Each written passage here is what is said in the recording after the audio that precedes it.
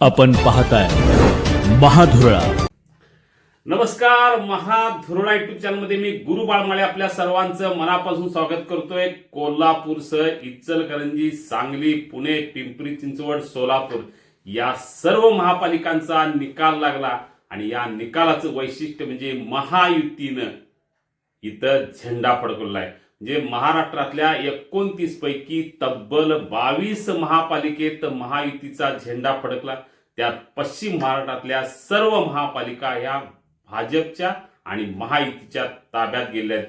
खरं तर पश्चिम महाराष्ट्र हा गेल्या अनेक वर्षापासून काँग्रेसचा बालेकिल्ला, राष्ट्रवादीचा बालेकिल्ला, पण या बालेकिल्ल्याला फगदाड अखेर महायुतीनं पाडलं, भाजपनं पाडलं आणि अखेर पश्चिम महाराष्ट्रातल्या सर्व महापालिका आपल्या ताब्यात घेतल्यात भाजपनं.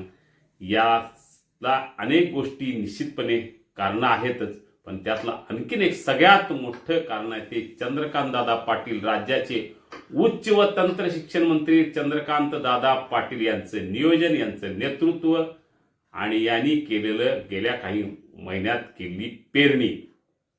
चंद्रकांत दादांचं एकूणच या भागात विशेष लक्ष घालून त्यांना पश्चिम महाराष्ट्राची जबाबदारी दिली होती भाजपनं आणि ही जबाबदारी पार करत असताना त्यांनी थेट षटकार मारलेला आहे चंद्रकांत दादांनी. कारण पश्चिम महाराष्ट्रातल्या सर्व महापालिकेवर भाजप आणि महायुतीची सत्ता आणण्याचं जे करिश्मा दाखवलाय तो चंद्रकांत दादा पाटील यांनी. खरं तर कोल्हापूर 15 वर्षे इथं काँग्रेसची सत्ता होती, ती काढून घेतली. सांगलीत राष्ट्रवादीची सत्ता होती, ती काढून घेतली. इचलकरंजीत पहिल्यांदाच महापालिका स्थापन झाली, तिथं भाजपचा झेंडा फडकला. सोलापुरात फडकला. पुणे आणि पिंपरी चिंचवड राष्ट्रवादीची मूळ ताकद, तिथं स्वतंत्र लढत, तिथंही भाजपनं एकतर्फी सत्ता मिळवली. या सगळ्या करिश्म्यामध्ये चंद्रकांत दादांचं नाव निश्चितपणे घ्यावं लागेल. एकीकडे राज्याचं उच्च व तंत्र शिक्षण मंत्रीपद अतिशय सक्षमपणे सांभाळत असताना पक्षाच्या अनेक जबाबदारी सुद्धा त्या तेवढ्याच ताकदीनं ते पेलतात आणि त्यांना जबाबदारी दिली होती पश्चिम महाराष्ट्रातील महापालिकांची आणि सगळ्या महापालिकेवर सत्ता मिळवत चंद्रकांत दादांनी आपला करिश्मा दाखवून दिलेला आहे. सुरुवात करूया कोल्हापुरातून. कोल्हापूर दादांची कर्मभूमी, जन्मभूमी, त्यामुळे या कोल्हापूर त्यांचं विशेष प्रेम आणि विशेष लक्ष. त्यामुळे इथं कोल्हापुरात सतेज पाटील यांच्यासारखा तगडा विरोधक असताना महायुती केली. राष्ट्रवादी आणि शिवसेनेला सोबत घेतलं आणि तब्बल 81 पैकी 45 जागा जिंकत त्यातल्या भाजपच्या 26 जागा. त्यामुळं महायुतीमध्ये सर्वात मोठा पक्ष भाजप ठरला आणि कोल्हापुरात पहिल्यांदाच, कोल्हापूर महापालिकेच्या इतिहासात पहिल्यांदाच महायुतीचा झेंडा फडकला.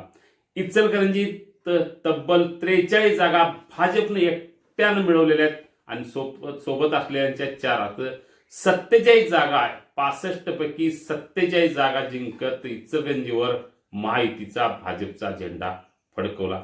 सांगलीत तर दादानी कमाल केली. तिथं सगळे विरोधक असताना स्वतःच्या जीवावर एकटा भाजप लढला आणि तब्बल 39 जागा मिळवल्या. केवळ 1 जागा कमी पडली बहुमतासाठी, कारण 39 झाले असते तर बहुमत मिळालं असतं. 78 जागा पैकी जवळजवळ 39 जागा त्यांनी मिळवल्यात सांगलीत. सोलापुरातही असंच खणखणीत यश मिळवलेलं आहे. 102 पैकी तब्बल 87 जागा भाजपनं मिळवलेल्या आहेत. तिथेही भाजपचा एकतर्फी विजय झालेला आहे. पिंपरी चिंचवड थेट सत्ता मिळालेली आहे पिंपरी चिंचवडला, कारण जवळजवळ 86 जागा, 128 पैकी 86 जागा भाजपनं ताब्यात घेतलेल्या आहेत. पुण्यात 165 पैकी 121 जागा मिळवलेल्या आहेत. म्हणजे दक्षिण महाराष्ट्र असू दे, पश्चिम महाराष्ट्र असू दे, पुण्यापासून ते कोल्हापूर, इचलकरंजी, सोलापूर पर्यंत सर्वत्र दबदबा आहे तो भाजपचाच. भाजपनं राजकीय भूकंप केला, बालेकिल्ला काँग्रेसचा उद्ध्वस्त केला. चंद्रकांत दादांच्या नेतृत्वाखाली थेट षटकार कोल्हापूर, इचलकरंजी, सांगली, सोलापूर, पुणे, पिंपरी चिंचवड सर्वत्र भाजप आणि महायुतीची सत्ता. अहिल्यानगरमध्ये सुद्धा भाजपनं सत्ता मिळवलेली आहे. या सगळ्या धामधुमीत महिनाभर तिकीट वाटप, प्रचार, बंडखोरांची मनधरणी करणं, रसद पुरवणं, या सगळ्या गोष्टीत चंद्रकांत दादा पुढे होते. कारण कोल्हापुरात तर त्यांनी गल्लीबोळात जाऊन काही प्रभागात प्रचार केला, सांगलीत तेच केलं, इचलकरंजीत तेच केलं. मुख्यमंत्र्यांचे दौरे असू दे, उपमुख्यमंत्री दौरे, त्याचे नियोजन करणे, प्रत्येक उमेदवारांशी बोलणे, नेत्यांशी बोलणे, आपल्या मित्र पक्षांच्या नेत्यांशी संवाद ठेवणे, हे सगळं करत त्यांनी एक हाती सत्ता पश्चिम महाराष्ट्रात मिळवलेली आहे.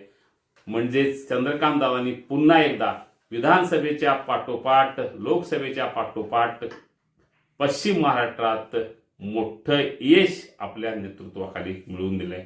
मुख्यमंत्री देवेंद्र फडणवीस यांच्या नेतृत्वाखाली काम करत असताना, त्यांच्या खांद्याला खांदा लावून काम करत असताना पश्चिम महाराष्ट्रात भाजप आणि विशेषतः महायुती मजबूत करण्याचं काम चंद्रकांत दादा पाटील यांनी केलेलं आहे. तब्बल षटकार मारत त्यांनी आपली ताकद, आपलं कौशल्य, आपलं राजकीय चाणाक्ष, आपली मुत्सद्देगिरी ही सिद्ध केलेली आहे.